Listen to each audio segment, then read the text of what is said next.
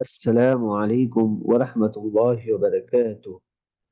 આજે આપણે આ વિડીયોમાં જોઈશું કે તજવીદનું મહત્વ શું છે, તજવીદને શીખવું કેમ જરૂરી છે. ઇન્શાઅલ્લાહ, જો તજવીદને શીખવું કેમ જરૂરી છે, તજવીદનું ઇલ્મ હાસિલ કરવું કેમ જરૂરી છે.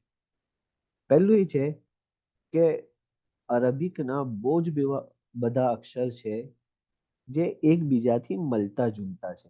જેવી રીતના આપણે કહીએ સા, સીન, શીન, કોફ, કાફ વગેરે વગેરે. તજવીદનું ઇલ્મ હાસિલ કરવું એટલા માટે જરૂરી છે કે અક્ષરો સહી જગ્યાથી નીકળે. અક્ષરો સહી જગ્યાથી નીકળે અને આપણને સવાબ મળે. આપણે કુરાન શા માટે પઢીએ છીએ? સવાબ હાસિલ કરવા માટે પઢીએ છીએ, તાકે આપણને સવાબ મળે. ત્રીજું, કે આપણાથી કુરાનના શબ્દો ના બદલાઈ જાય. કેમ કે માનો કે હું કહું કુલ હુવલ્લાહુ અહદ, બડા કાપ છે, મોટો કાપ છે, અને એની જગ્યા પર હું છોટા કાપ પડી દઉં તો શું થાય? કુરાનનો આખો શબ્દ બદલી જાય અને આપણને ગુનો ના થાય. કેમ કે અગર આપણે ઊંધું પડીશું તો બહુ જ મુમકિન છે કે આપણને સવાબના બદલે ગુનો મળે. અને બીજું એ કે કુરાનના અર્થો ના બદલાઈ જાય. કેમ કે અગર આપણે બડા કાફના બદલે છોટા કાફ પડીશું યા સાની જગ્યા પર સીન પડીશું તો આખો કુરાનની આયતનો મતલબ બદલાઈ જાય છે. જેવી રીતના આપણે મિસાલ જોઈએ થોડી. જેવી રીતના માનો કે બડી શીન છે. બડી શીન થી આપણે કહીએ શુમ્મા, એનો મતલબ છે સૂંઘવું. અને છોટી સીન થી આપણે પડીએ સુમ્મા તો એનો મતલબ છે ઝેર. અને અગર સાથી પડીએ તો એનો મતલબ છે પછી. હવે માનો કે કુરાન અંદર એવું લખ્યું હોય, એવી આયત હોય કે નમાઝ પઢો પછી ઝકાત આપો, એવું હોય માનો.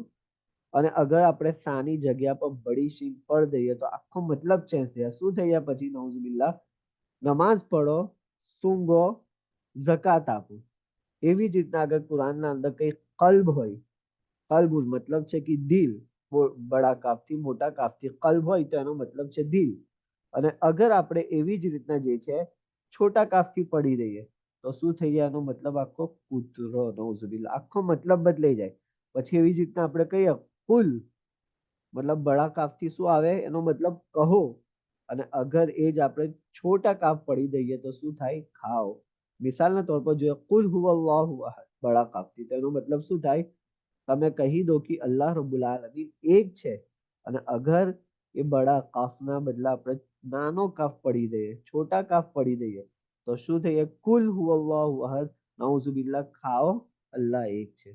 તો એટલા માટે જે છે અર્થો ના બદલાઈ જાય અને આખો શબ્દો ના બદલાઈ જાય, શબ્દોના મિનિંગ ના બદલાઈ જાય. એટલા માટે જે છે આપણે તજવીદનું ઇલ્મ હાસિલ કરવું જરૂરી છે. અસ્સલામુ અલૈકુમ વરહમતુલ્લાહિ વબરકાતુહ.